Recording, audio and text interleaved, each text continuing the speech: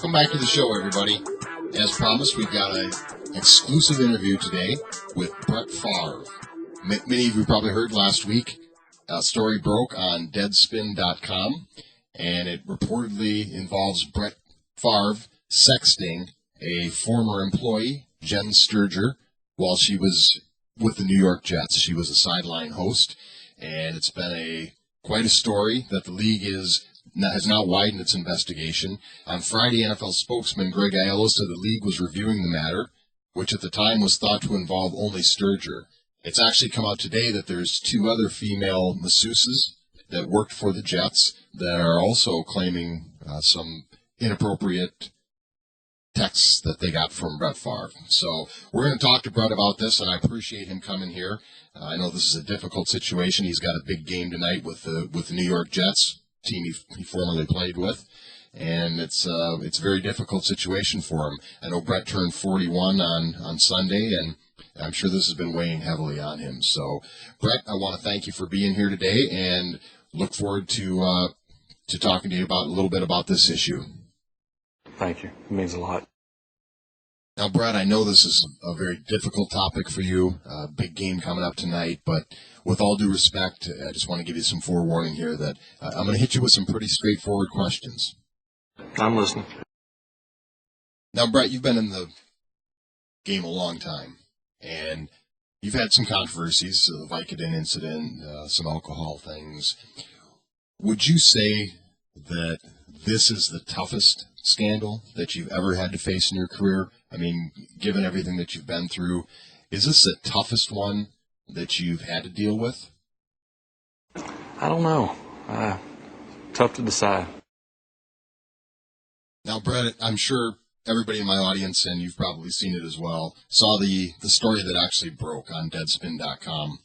And in that, they played some sound clips of you and leaving some voice messages about having this gal come up and meet you in your room.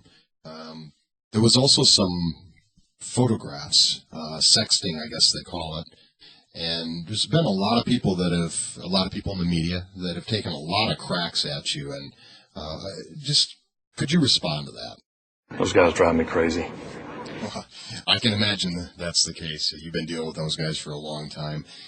Some of the nastiest comments really came down to, especially from some of the younger guys I noticed, happened to be, I don't know the right way to put this tactfully, but had to do with your size.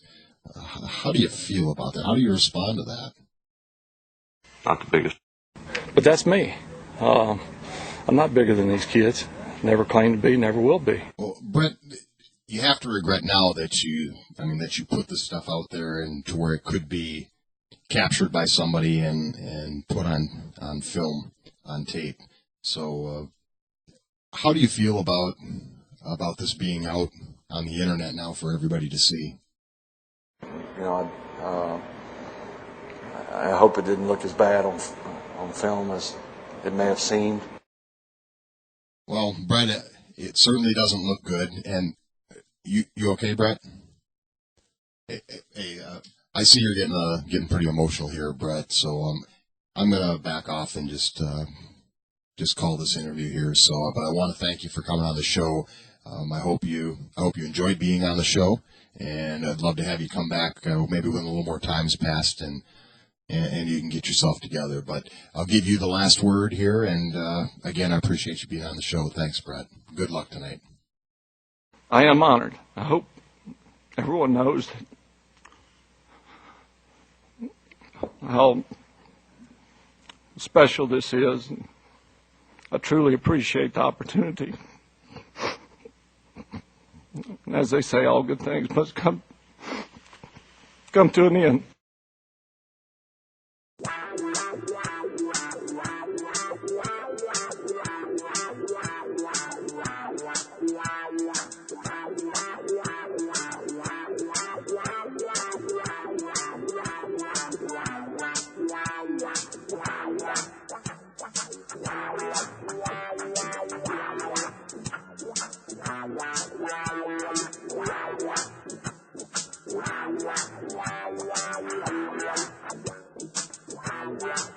Wow.